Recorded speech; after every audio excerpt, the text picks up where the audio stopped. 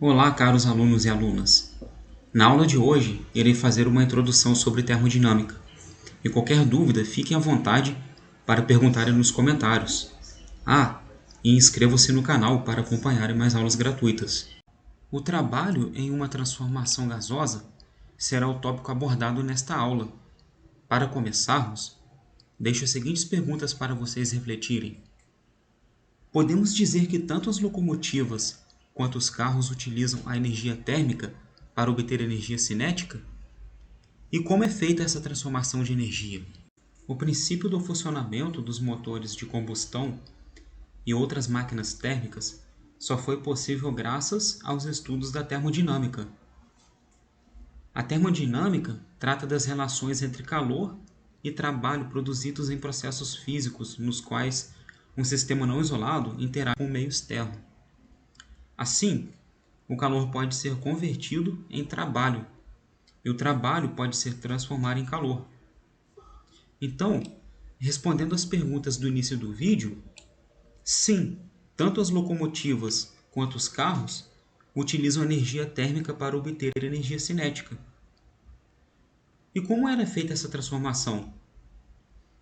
Nas primeiras máquinas a vapor, a queima de um combustível, normalmente o carvão, gerava calor que aquecia e vaporizava determinada massa de água. E o vapor acionava uma turbina que poderia produzir movimento ou energia elétrica.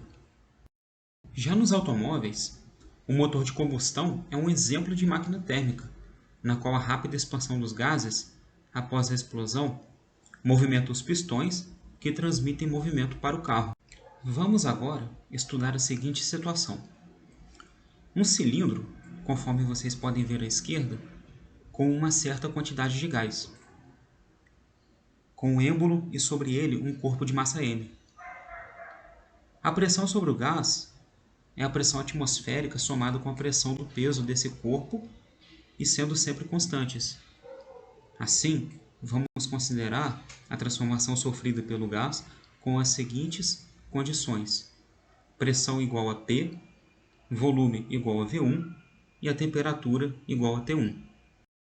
O processo se iniciou com uma fonte térmica fornecendo calor ao cilindro e gerando expansão do gás, deslocando uma distância d do êmbolo. Com a pressão constante, a temperatura variou para T2 e o volume para V2.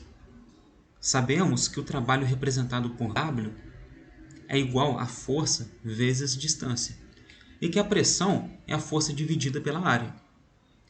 Logo concluímos que o trabalho pode ser representado pela pressão multiplicada pela variação do volume. Logo podemos tirar algumas conclusões a respeito do sinal do trabalho.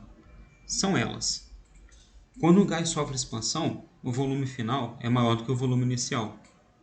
Logo, o trabalho é maior do que zero. Então nós dizemos que o gás realizou o trabalho, ou trabalho positivo. E quando o gás sofre compressão, o volume final é menor do que o volume inicial. Logo, o trabalho é menor do que zero. E dizemos que um trabalho foi realizado sobre o gás, ou trabalho negativo. Agora vamos analisar o diagrama de trabalho. Vimos que o trabalho é a pressão vezes a variação do volume. Pelo gráfico à esquerda, conseguimos ver que o produto da pressão constante pela variação do volume nos dá justamente o resultado do módulo do trabalho. Ou seja, o módulo do trabalho é numericamente igual à área do retângulo azul. E quando a pressão varia, que é o caso do gráfico laranja, temos que calcular a integral de PdV, varrendo de V1 até V2, ou seja, do volume inicial até o volume final. Aí já seria assunto para ensino superior, principalmente as engenharias. Para finalizar, vamos fazer o seguinte exercício. O gráfico a seguir representa a compressão isobárica exercida por um pistão sobre determinada quantidade de um gás ideal, contido no interior de um recipiente cilíndrico de paredes rígidas, mas com o pistão móvel.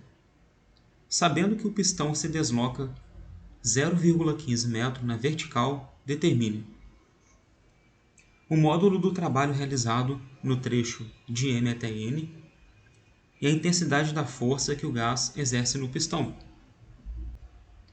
Para resolver a letra A, podemos lembrar que o trabalho é o produto da pressão constante pela variação do volume. A pressão pelo gráfico, nós podemos ver que é 3 vezes 10 elevado à quinta newtons por metro quadrado.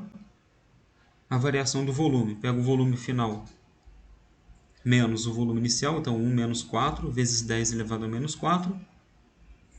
Resolvendo, vamos chegar a menos 90 joules.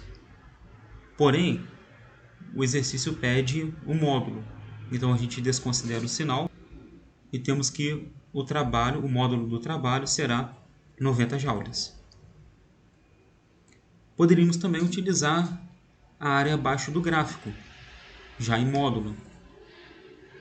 Então, o comprimento vezes a altura vai dar 90 joules também. Para calcular a intensidade da força, é só multiplicar a pressão constante pela área. A área é a variação do volume dividido pelo deslocamento. Então, é só multiplicar 3 vezes 10 elevado à quinta por 3 vezes 10 elevado a menos 4 dividido por 0,15. E chegaremos a 600 newtons de força. Esse é o livro que eu usei como referência e que recomendo, pois é bem didático, possui uma linguagem bem fácil de entender e é atualizado. Comente sobre qual tipo de conteúdo você gostaria que eu fizesse. Um abraço e até o próximo vídeo.